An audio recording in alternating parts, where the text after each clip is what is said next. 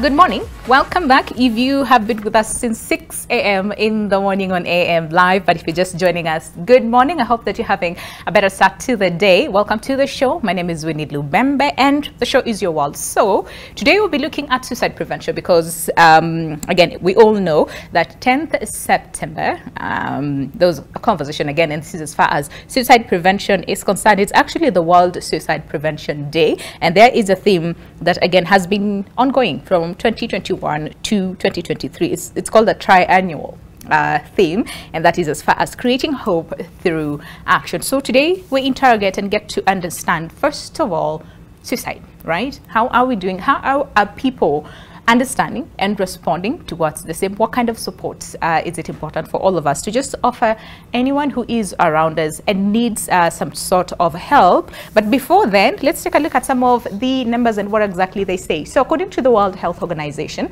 suicide is the fourth leading cause of mortality among 15 to 29-year-olds, and globally 700,000 persons are estimated to die by suicide annually, and this translates to one suicide every 40 seconds. Something to really think about, all right? And it continues to say 6 in 10 countries with the highest suicide rates worldwide are in Africa. Again, something for us to be really concerned about. And then 18 per 100,000 males in Africa die by suicide, and this is the highest rate of all the WHO global region. So what exactly is happening in the African region? But again, in the country, there's no accurate data as far as suicide is concerned, and that's a very big concern for so many of us. But there's you know all about the Penal Code and what it says, and it says, according to section 226 of the Penal Code, anyone who attempts to kill himself or herself is guilty of a misdemeanor, and this punishment is 2 years in prison, a fine, or both. There has been a lot of conversations around the same. It's time to change that and not approach it as crime. So we'll, get to also understand how far we've gone with the same. But the goal of, we have a suicide prevention strategy that is 2021 to 2026 here in the country.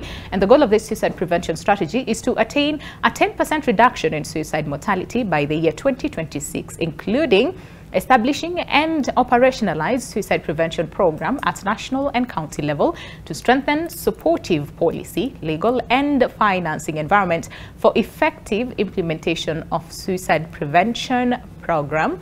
It also continues to say that the goal of this suicide prevention strategy, again, that is what we read. So improve access to a comprehensive, integrated and quality services for suicide interventions at all levels of care, increase awareness on suicide and suicide prevention, and address stigma. And last but not least is to strengthen systems for surveillance and research on suicide as well. And that is the strategy, very important strategy. But the big question is, what exactly is happening to us and to our people? A lot of people will struggle to understand. So by the time someone, first of all, has the thoughts, all right, and even goes ahead with the same, because the numbers say that there are more males who actually go ahead with suicide, and we can't say they commit suicide because nobody commits today. People have lost their lives to suicide. So more males actually take action as compared to the female, despite the fact that the numbers are also higher in females. All right, so what exactly is the disparity? What is it that we need to do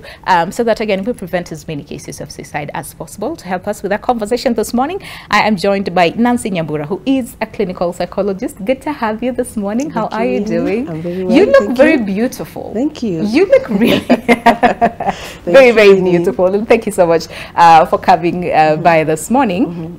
And also joining us via Zoom all the way from Kisumu, and he says from Europe. Okay, is Uruko, you said Nikano? right? Brian. Yes, Brian. So good to have you as well this morning, Brian. And I'm just gonna say thank you so much for first of all agreeing to come virtually and share your story with us. And we were talking yesterday, and you said you attempted suicide 4 times. Yes, okay. I attempted suicide 4 times. Suicide, yes. 4 times, all right. And I mean, during our discussion as well, you said you are a dad to 2 lovely boys, and your firstborn, you know, your firstborn son is the reason why you are here today. Sort of like gave you a sense of purpose and a reason to live. So thank you so much, really, for agreeing to share your story with us. But very quickly, before we come to you, Brian, to get to understand more on the same and your journey and how you're doing right now and what you're doing to also empower the society, and you know, you found your sense of purpose. Very quickly, Nancy, can we just understand suicide? Because this is not the first time we're talking about this. We've had these conversations, but still there's a lot of stigma, you know, associated with the same when we're talking about suicide. Right. Yeah. First, I would like to appreciate that the media house is taking time to talk about this pertinent topic. I think mental health is quite a big topic, and there has been a lot of stigma, especially in these parts of the world. It's not the same as, you know, in developed world, where it's been a topic for a long time, and investments have been put in place. So when you talk about suicide, it's a mental health issue. It's an illness that just like any other. It could be anxiety, depression, and all that. But we have a lot of barriers to people seeking support because of different factors. I think the biggest one is culture and religion, and just lack of general understanding of what suicide is. I think you've had quite a lot of comments, and in the recent past, especially in this day of social media, where people will share very sensitive, you know, information or videos about people taking their own life. The recent one was a young man who had given up hope, and it was more or less like a live recording, which was quite unfortunate. So there's still a lot to be done to understand and destigmatize suicide, so to speak. So I would say to someone, you know, who doesn't have a lot of information about mental health, that it's a mental health illness, just like you'd treat depression or anxiety or panic disorder. So there's no need to fear, there's no need to stigmatize, and I know it's normal for human beings. What we don't understand, we want to box it so that we have a felt sense of control about it. So it's a mental health issue. It really is, yeah. And again, a lot of people, like you said, don't really understand suicide, right? Because there's a lot of negative connotation towards the same. Like we said, nobody wants to take their own life, right? So when you think about suicide, majority of the times you would think about it from a point of weakness. This person was not strong enough to deal with the issues. That is why they took their own lives. Or a lot of people would say, yeah, this one is spoiled. And especially they say, oh, the current generation is spoiled and whatnot. So they don't know what life is. So suicide is the first thing that they think when things are not going their way, and they're seeking attention, and especially those cases where someone has mentioned it several times. So we're just saying, yeah, this one is just seeking for attention and all those things, and that is a problem in itself. So and even when you're talking about suicide, we've had a lot of this ideation, thoughts, and then there's the actualization of the same. So do you want to just help us understand at this one and the same, at this like different levels towards the same, and then we'll talk to Brian. Maybe first to touch on something you've said, which is very pertinent.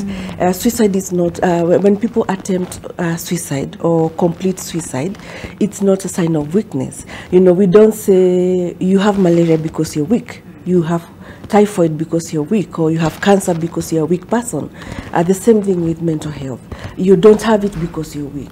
And sometimes when people have tried, you know, maybe attempted several times and it's not been successful, it's not because they're seeking attention. It's because it happens because we have given up hope. So it's not selfishness or attention seeking, it's hopelessness. And data is showing that the biggest risk factors is that loss of hope. I don't know if you know some songs that have like a Kalamashaka group that sang some years back or decades back. They said, ingawa tuko chini bado tunatumaini. and they were talking about their plights in slum life and all that. So as long as there's hope, people are able to hang on to life. But by the time someone is taking their own life, it's because they've given up hope that the situation that is troubling me is never going to be better than it is at the moment. So it's loss of hope. And according to the theme, is creating hope through action, which I really like. It's because this is it. We restore and hope, we bring hope. Use of the bit of hope. And when someone says, I'm thinking about taking my life, it doesn't necessarily mean that they will actualize it. It may be a moment of despair. That moment they are losing hope. And there are moments where someone will probably be able to navigate whatever issue they are dealing with, and they're able to regain hope in life, and that's it. They continue with their life and they have a fulfilling life. It can recur over and over because of different circumstances. Studies showing that maybe when you have a pre-existing mental health issue, for example, depression, suicidality, or having suicidal thoughts and ideation is a common symptom when people have depression. But also people who are using substance. For example, when I say using, I mean there's the usual or normal, you take your glass of wine, you take your Tusker to enjoy with friends. But people who are using it to cope or to numb certain aspects of life, they're also prone to having the ideation or to attempting. But also it can happen in a very impromptu way. For example, you're going through a life crisis, a relationship has broken and you had a lot of hope and you think this is it, I cannot cope with this when this person is not in my life, I want to take my life. Or maybe you've lost something, maybe you've lost your shamba or you've lost a loved one. It can also be because of a crisis in life that someone is going and it's through. something, especially something that has just happened immediate, and again, don't know how to. And it's very overwhelming for your psyche. It can also pre-expose someone to have these ideations. And also people who have experienced trauma, it has been found that, a trauma is an event that you feel your life was threatened or your integrity was highly compromised. And trauma can happen, not just, for example, road accident or war. It can happen even in daily activities. It can be at home, it can be at school, at workplace. Some people can feel like, I want to end this pain. It's not that I want to end my life. I want to put an end to this suffering. And that is one of the things they actually read, and they said suicide is not about wanting to die forever. It's about wanting to end a terrible pain. And of course, my next question was going to be, how bad can the pain be? And this is as far as emotion is concerned, or psychological pain, that physical pain seems nothing.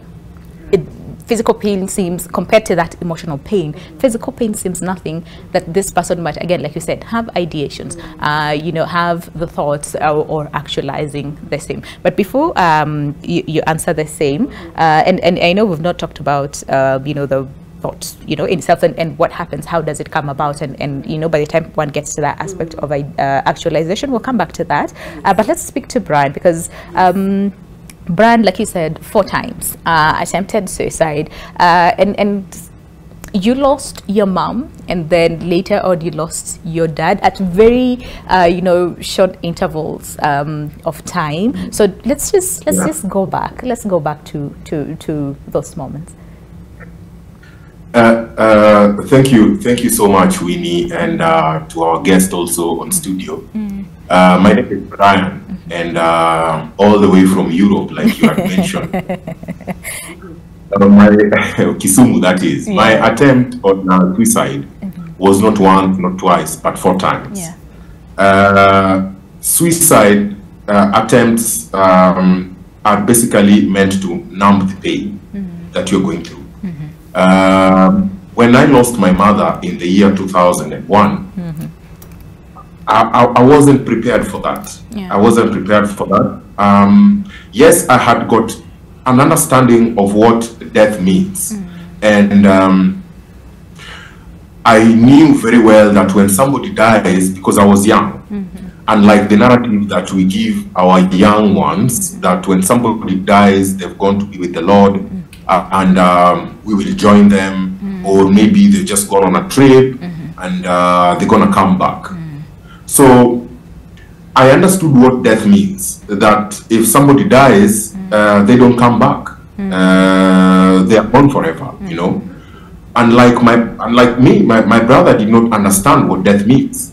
For him, he thought that, you know, now mom had just probably gone on a trip, because that is what my dad was telling us when he broke the news that my mother had passed away. So when I lost my mother, thereafter, about exactly 1 month, I lost my father. So when I lost my father, now there was that vacuum, nobody to explain what next would happen. Okay, so we started this blame. When I say we, I mean my brother and I. Yeah. We started this blame amongst us that who will die next. Okay, for him, he did not understand what death means, because he kept on saying that who will join our parents on the trip they went to next. Yeah. So the blame around it was because on the first funeral, guys were praying. On the second funeral again, guys were praying. So for us, we did not understand what sort of God is this that these guys are praying to, who is basically so mean, quote unquote, who is so mean to take away our parents. Okay, at a very young age, I was in standard 6. So then things went on, life went on, but we had that pain in us. Mentally, we were not okay.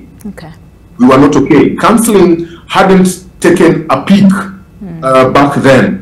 As much as it may have been there, but it was not widely spread as it is right now. So we were not okay. This went on until I lost my brother. Okay, so now after losing my brother also a year later, oh wow, then what happened? Now I started waiting for my turn, quote unquote. I started waiting for my turn to die, because now I had seen it as a tendency and a trend whereby mother goes, father goes, then now brother goes, now it's my turn. We were only 2 boys, so I'm the firstborn. So I kept on waiting for my turn. So I wanted to speed it up, because I felt that the world was too cruel for me. The world was so unloving to a point that nobody, including my relatives, nobody could understand me. Okay, so I had got tendencies of staying by myself, locking myself in the room. I had tendencies of not talking to people. I had tendencies of just behaving in a funny way, but people couldn't understand. Okay. So what happened next was that I thought of my first attempt of calming this pain, of numbing this pain out, of putting this pain away for some time. But eventually I realized that it was to take the best way to numb this pain was to take my life away. People who give a shot at suicide, they don't do it to kill themselves. That's the truth. We don't do it to kill ourselves. We do it to take away that pain that we are having. It could be mentally, psychologically. But in the process of doing that, you find that we take our lives away. So my first attempt was when I was in standard 8. About that time, it was over the weekend. So I gave it my first shot. Luckily, I was saved by my uncle, who himself was I could see he had tendencies of shedding tears whenever he thought about his brother, who was my dad. Okay? So that alone, when he came into the room, I don't know what triggered him to come into the room. But when he came into the room, he found me preparing for my first attempt. And I was so confused because I did not understand myself, even what I was doing. So then he asked me, what are you trying to do? Then I told him, I just want to join my parents and my brother, wherever they are. Okay? So at that point, we also started now shedding tears. So what he could tell me, he couldn't even understand what to tell me. Yeah. What exactly would he tell me? To stop? No. To hold on, I will join them later in life? No. The best he could say was that things will be okay. Yeah. Things will be okay. Just because as a young person, I'm just in primary school. So what else could you tell me about life? That's true. So yeah. What else what about exactly life? do you say? And Brian, this is just so heavy, and to have one person go through all these things, and like you said, losing your mom, a month later you're losing your dad, a year later you're losing your brother, and these are very close people, to you. And we're discussing this later, and you said, listen, I did not even have time to grieve my mom. My dad passes on. I do not have enough time to grieve my dad. I lost my brother as well. I'll come back to you, but I just want to hear very quickly from Nancy. This is very intense, and it's a very intense feeling and a very intense emotion that sometimes, again, like Brian says, the brother did not really understand the concept of death. Right. So, and he's a firstborn. Yes. So you need to be strong for yourself. You need to be strong for your brother as well.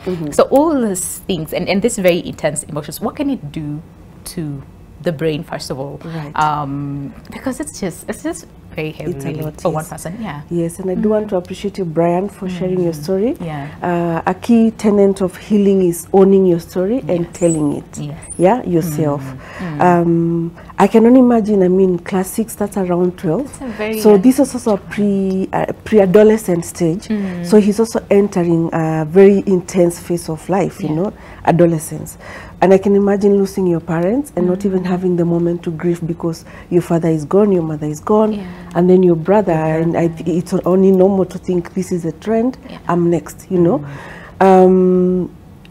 can only imagine. Right? I can only imagine. Can we just take a break on that note? Because it really is heavy. It really is heavy. I listened to his story yesterday, and I just didn't know what to say. Right. And again, like Brian said, even from the uncle, didn't know what exactly to say. But again, when we come back, let's just take a second to and then we'll talk about again the brain and how the brain functions in terms of trying to protect us as a people. And then we'll come back to Brian as well to continue. Because saved by the uncle on the first attempt, what happened on the second and third, as well as the fourth attempt as well. But if you're watching us this morning, maybe lost a family member, maybe lost a friend or a co-worker or anyone who was close to you, and you'd want to share your story with us as well at NTV Kenya, both on Facebook and on Twitter is how you can reach us, and our lines are officially opened as well. Give us a call and share so that, again, like we said, based on the theme, and that is creating hope through action, we can give hope to one another. Okay, so all that is coming up after the break. Stay with us. This is Your World.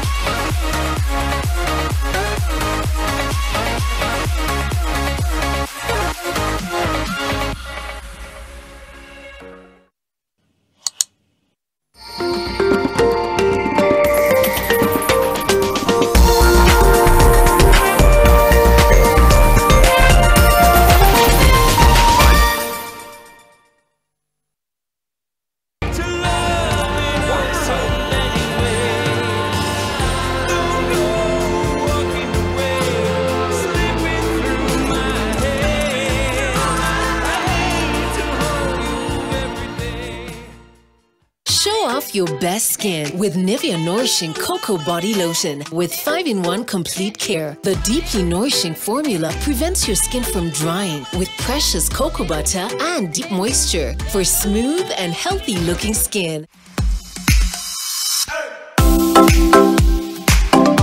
Get ready to tantalize your taste buds and embark on a culinary journey with Pishi Bomba, the ultimate cooking show that brings the flavors of the world right into your living room.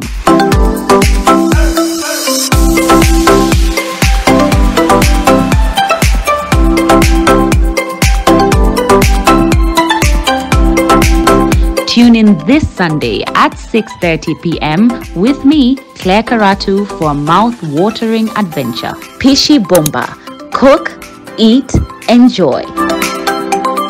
Pishi Bomba in association with Ajab Home Baking Flour. Enjoy cooking your favorite meals with Ajab and freestyle your way to deliciousness. It's easy to knead, easy to roll, and quick to prepare. Ajab Home Baking Flour, the flour that does more.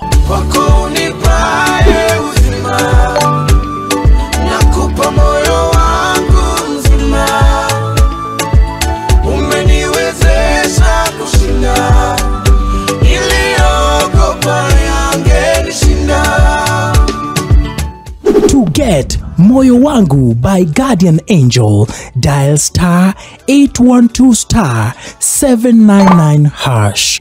Skiza, non-nation. Into bidding anymore. We're not bidding. After all the time we have spent on it, all that effort, you can't just drop everything. When this is all over, he will answer for everything. What I want is for you to stay away and stop threatening Halia. If you don't do this, you know what I'll do? You what? Will you shoot me? Will you use your virtual machine gun? Like shootery?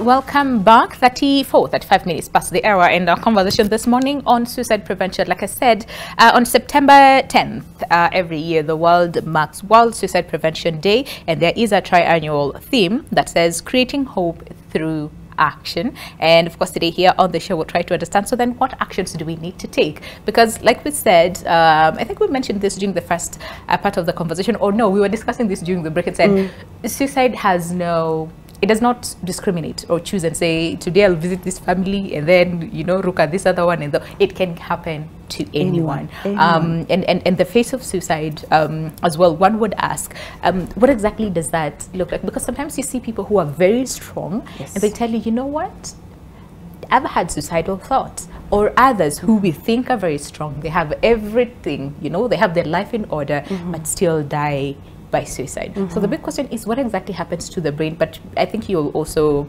cut that with the question that we're asking in terms of grief.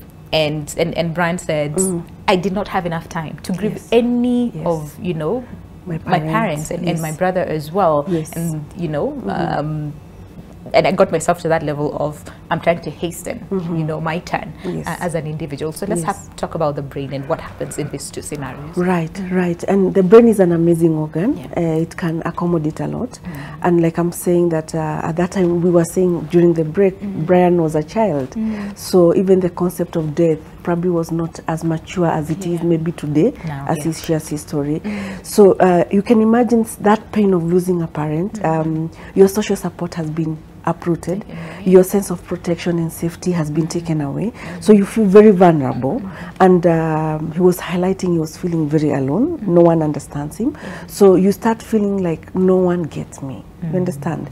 And it doesn't matter, you could have, you know, and we have had quite big names, you know, that have died by suicide. And from outside, they seem to have everything the fame, the influence, you know, influential friends, you know, family, and still they have that sense of hopelessness and emptiness in them. So what happens is, you know, the thinking part of the brain, at that moment when you're feeling hopeless, it's not there to reason with you, you know, to tell you, hey, but Winnie, life didn't go the way you wanted, but there are many other endless options to still have a meaningful life. At that time, the rational part of the brain shuts, and the emotional part of the brain is what is functioning or what is in charge, you know. So you feel that pain and you feel that no one can understand me, no one can take this pain away from me. So some of the warning signs, which Brian has also mentioned in his story, in his first attempt, was isolation. He started isolating himself. So you might see someone who is super happy, you know, the life of the party, and all of a sudden they isolate. The friend who is always checking on you, and for 2-3 weeks or for 2-3 months they've been quiet. The vibrant person in the family who gels the family together is no longer, you know, is under the radar, and people may think, oh, maybe he got money, that's why he's having an attitude towards us. Yes, or, but you really don't know what this person is going and they don't know the person is dying or the person is in anguish, a lot of pain. And I think it's very important, the people around us, for us to know them genuinely, not in a superficial way. And you know how we say, hi, how are you? I'm good. And I'm breaking inside. Just say, okay, how are you? I'm okay. Let's know. And we don't try and say, are you really okay? Yes. Yeah. But also we've been socialized to say that. Yeah. And sometimes when you ask someone, how are you? And someone say, I'm not okay. Oof, that gets you by surprise. Like, what do you mean? You should say you're okay, you know? So knowing people around us in a very genuine way will help us understand when we notice someone is changing or someone's is odd or they're not their usual self, you know. And it could be nothing. It could be, you know, they're just feeling under pressure or they are channeling their energy to something different. But it's okay to ask someone, you know, I've noticed, Winnie, you know, you're always looking so beautiful and so put together, but lately I've noticed you're neglecting yourself. Are you okay? What's up? What's going on? You know, and the person may share, the person may say it's okay, and you can ask the person, you know, who is the person you totally feel I trust this person, my go-to person. Could you share what you're going through? So you don't have to share with me, Winnie, but you could share with Brian. Maybe he's close to you, you know. So I don't have to, I mean, I could direct, because sometimes we are so into that pain, we need someone external to tell us, hey, and see and notice that pain. And maybe even to remind us of very, very normal, usual things. You know, could you talk to someone you trust? You know, or could you take a break? Sometimes what we have, so what we have also seen is the fact that, so number one, there's that thing of people don't know what to say. Even Brian mentioned that, like the uncle. So what do I say? What do I tell this child? But something else that a lot of people struggle with is, so if this person is not ready to share, because there's that aspect of finding out, are you okay? If this person is not ready to share that information, what do I do? Because sometimes we tend to push, and that is not what that person needed at that time. Or sometimes we just, oh, they're okay, you know, and that's it, and then we brush it away. So then, how do we do it in a cautiously way, but also with love and genuine care? We'll come back to you for that. But Brian, very quickly, blessings to your uncle, really, for saving your life at that very young age. But can we talk about, so, you know, the second time, what happened? And then, because like we said, it's not the first, it wasn't the second, it wasn't the third, it was 4 times. So what happens, you know, after that? Very quickly, because I can see our time is far much spent and we really need to have this conversation. Okay, Winnie. The second time was when I was still in primary school. Remember, the first time I'm still in primary school. I'm just about getting first term into standard 8. Then the second time, now we are mid of the same year. So what happens is I have friends who are my peers in school, but they keep on referring to their parents. People around me, the people I'm in class with, you know, they keep on talking about their parent this, their parent that. Some say my mom prepared for me my breakfast, come have a bite. Then in my mind, I keep on asking myself, why not me? Why not me? I mean, I was very close to my mom.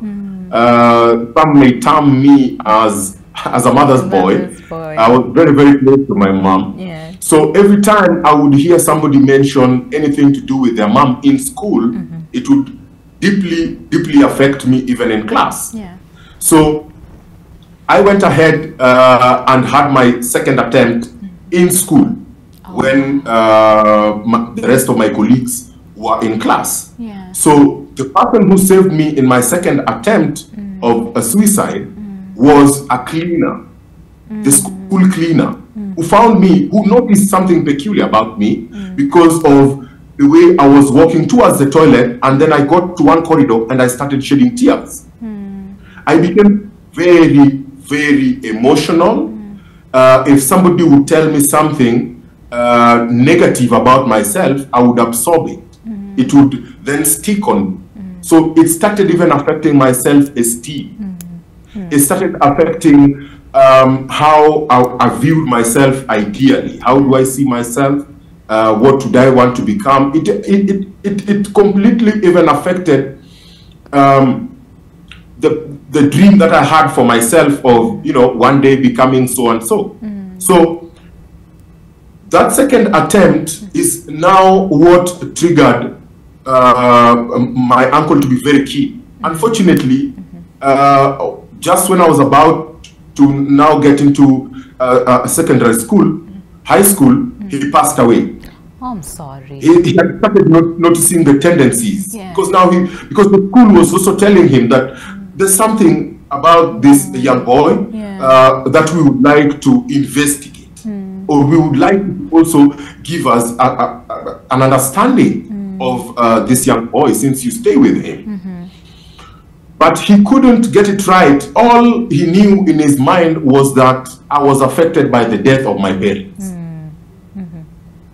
He couldn't understand that as a young person, or as a boy, as a child, children also get to grieve, children also get to become suicidal. So from there, then we move to the third attempt. The third attempt, I was in high school now. The same environment that we had in primary is the same environment we had in high school. People identifying with their parents, you know, during the visiting days, during parents' days, you see parents coming to your friends, their parents are coming. And at first, I didn't even want anybody to know that I was an orphan. All the way to when I got into college, I was so shy of telling people that I'm an orphan because I felt that it is a curse. I felt that if I identified as an orphan, then I will not have my peers being my friends. I will lose my best friends in school. I will lose my ability to create relationships with others in school. So I wanted to be like the rest who kept on talking about their parents. You know how teenagers are. They say this about their parents, they say that about their parents, positive or negative sometimes. So as it went on in school, so one evening, I went to school, high school, but my high school I studied at Nyabondo Boys High School, that is in Nyakach, Kisumu County. So one evening when I was in Form 2, towards the end of Form 2, early Form 3, then one evening I went to the nurse, because we had a school nurse. So when I went to the school nurse on my third attempt, when I went to the school nurse, I told the nurse that I'm not feeling well.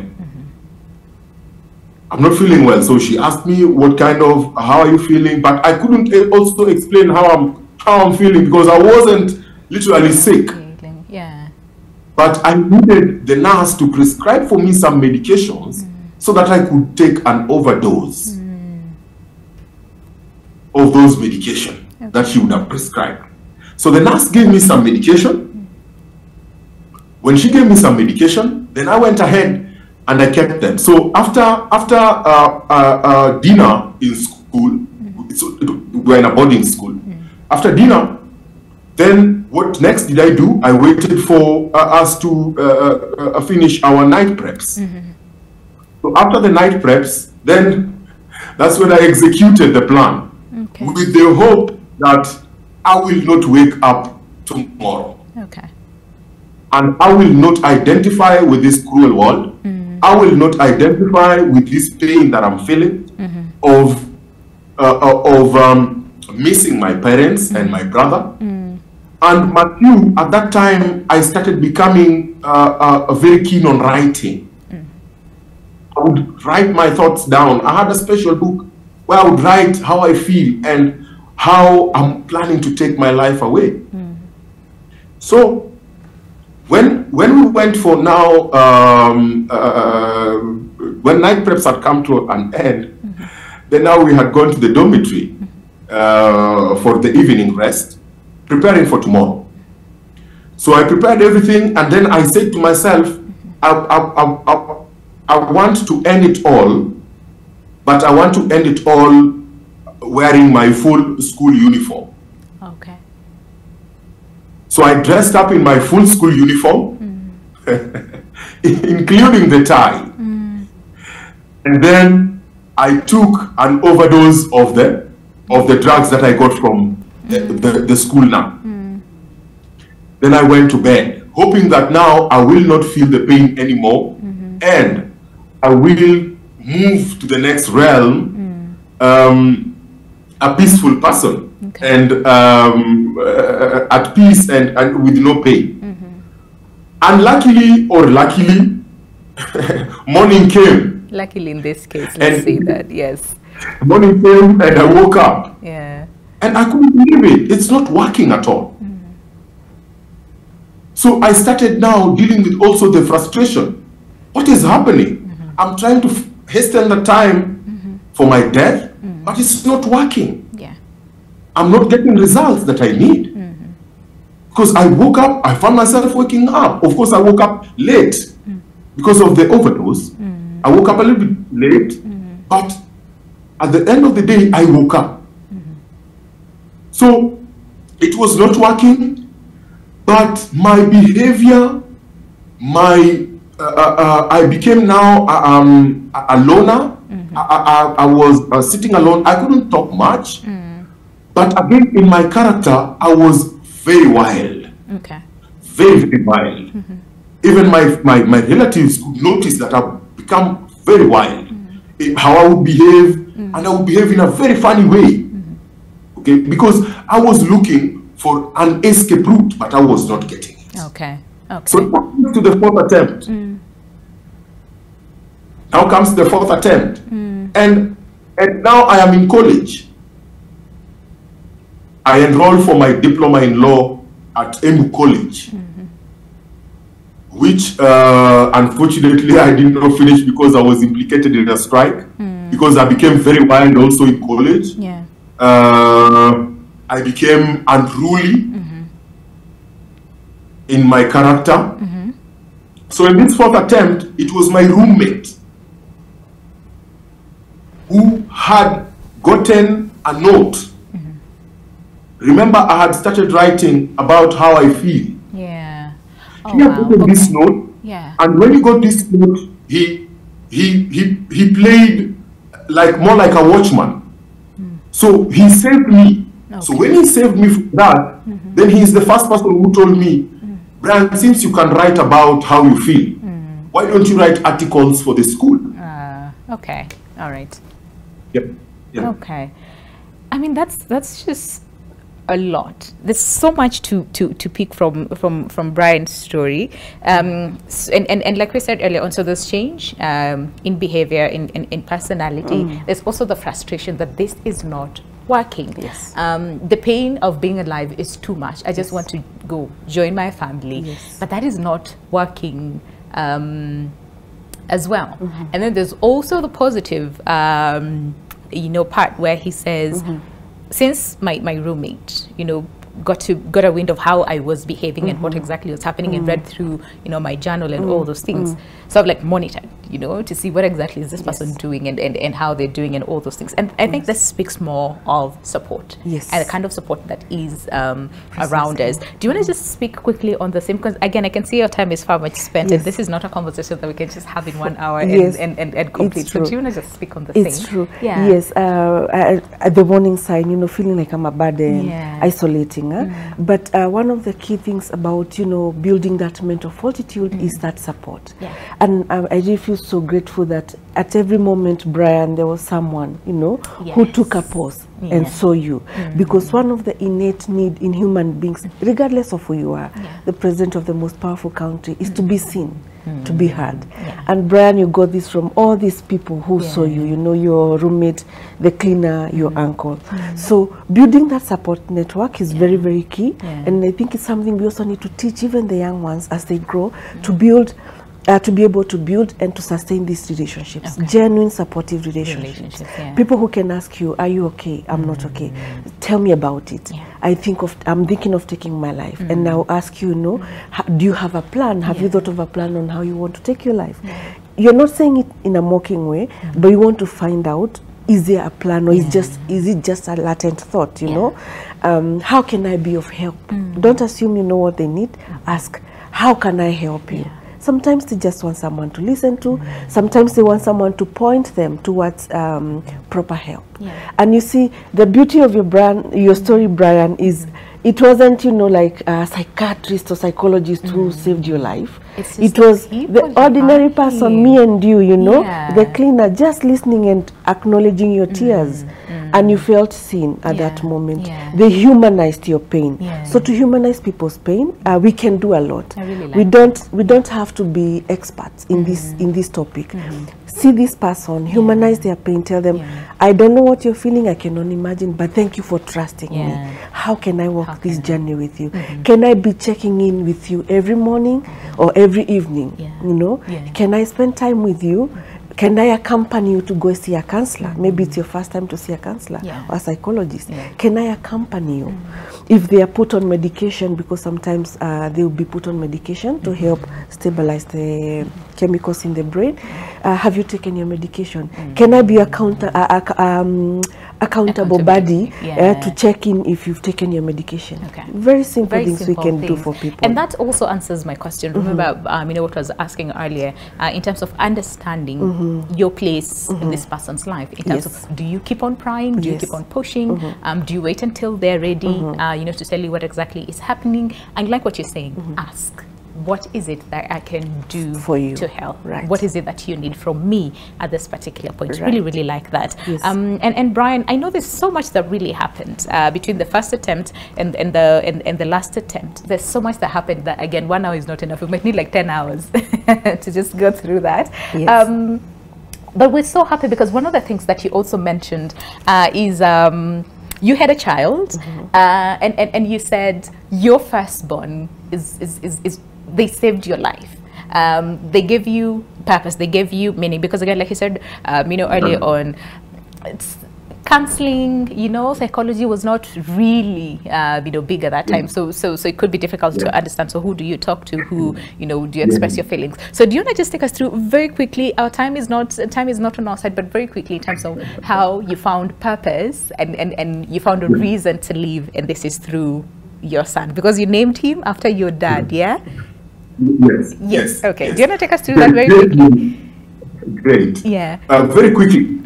After my fourth attempt, luckily, I say luckily because it was 2 years later after my fourth attempt, after college also being implicated in a strike, somebody suggested to my dad's brother. There's another brother of my dad also. Someone, he's called Enoch. Someone suggested to him that, why don't we try counseling? There is somebody I know in Kisumu. I had already now relocated back to Kisumu. And I was staying with a brother to my dad also. Why don't we try counseling? And I was taken in for my first session. And I thought to myself, what kind of game is this? You know, this gentleman here is seated. He's an old man. He's called Marshall. He's seated here. I was taken to Amani Counseling Center, Training Institute. He's seated here, and he's talking to me about my past and so on. You know, but after that first visit, then I realized that I need a second visit. So I developed interest. So when I developed interest, then that's how I managed now to even study for counseling psychology at Amani. That's nice. So fast forward now, I I'm around 27, Yeah. 26, 27. Then I have a girlfriend. So, luckily or unluckily, like they say, I impregnated her. Yeah. So for her, she was like, okay, I'm not ready for this. But for me, this was the best gift that I was going to get. Because to me, I realized that what had been affecting me all this while was to get somebody I can identify with as blood. And the best way to do that was to have a lady pregnant. So that's how I got my first son. Not prepared, like most people, not working, and other people who, you know, probably they're working, they save, and all that. And that's how I started my first business also.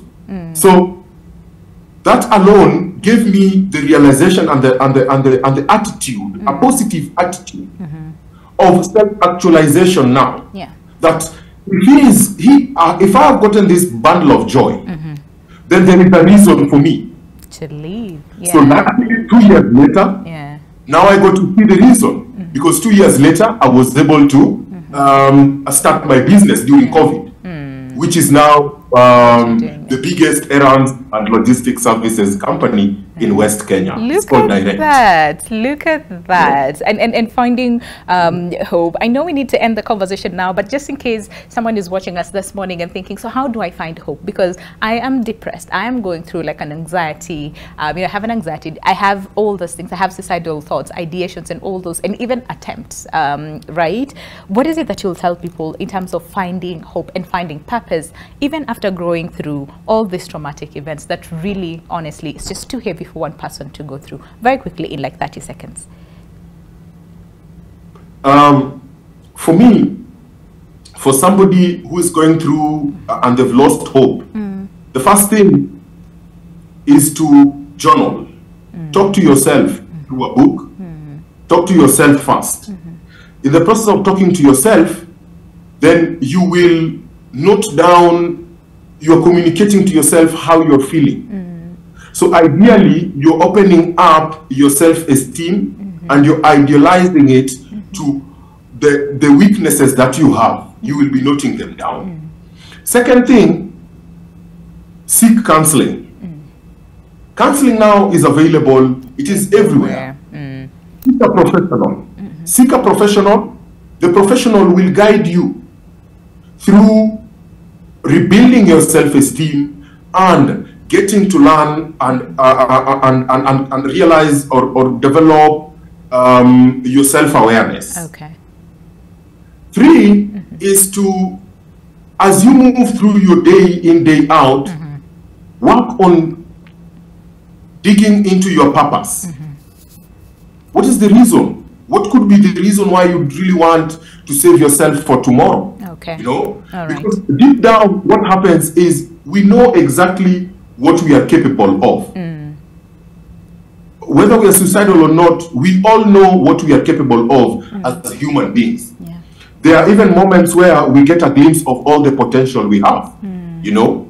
So we can get there. You can get there if you've lost hope. You can get there if you are going through grief. And grief, most of the time, as now me as a parent, I'm teaching my children about grief. I'm teaching them about loss. I'm teaching them about death and how to handle it in future. You know, because that really affected me, you know. So sacrifice the habits, things and situations that are standing in the way of your success at the end of the day. Yes. I really, really like that. I wish we had 10 hours to discuss this because it's very, very powerful. And I like what you're saying, and especially when it comes to children, because most of the time, and especially during grief, you know, a funeral, children are told, "Sasa wewe ndio umekuwa mwanaume," to the small boy, you know, or you need to take care of your mom, you need to take care of your family. Wewe ndio umekuwa mwanaume. Please don't do that, because like you said, kids also go through grief. Kids also have suicidal thoughts and ideations. So much that you have said, Brian, that's very powerful. But Nancy, to just close this, to put a pause, because we'll continue with the same conversation, you know, as well, to just cap this in terms of, support and understanding what suicide looks like, and even prevention, because prevention is the biggest thing that we need to focus on in 20 seconds, because we literally need to go. Seek help. Seek help. Don't isolate yourself. Seek help. Like Brian said, there's a lot of counseling services. Some of it is free. For example, as MSF or Doctors Without Borders, our services are free. You walk into our clinic, we'll give you counseling services for free. So please seek help, talk to people, and if you're out there and you've seen someone with tendencies, don't judge them, reach out. Ask them, how can I help you? And together we can prevent suicide, one person at a time. I like that. I really, really like that. Powerful way to end the conversation this morning. No, to put a pause, because this is the beginning of a very important conversation. But thank you so much, really, Nancy Nyambura, clinical psychologist, joining us this morning to help us really understand what suicide looks like and what we need to do. Because again, like you said, very important, hope. We cannot afford to lose hope now. And again, very special thanks to you, Brian Oruko. He said Nicanor, Brian, for joining us all the way, from Kisumu virtually this morning, to also put and paint a picture of what exactly suicide looks like, and suicide, attempt, and even ideations and thoughts as well. So, Brian, thank you so much. Special thanks really to you. Continue doing the good job as far as empowering people and sharing your story as well. We'll definitely have you again to again focus more on some of the gaps and what needs to be done. But for now, allow us to say goodbye right here on Your World. My name is Winnie Lubembe. Enjoy the rest of your day. I'll see you tomorrow morning, same time, same place, right here on Your World. Until then, stay safe and let's protect one another and check out on one another. See you soon.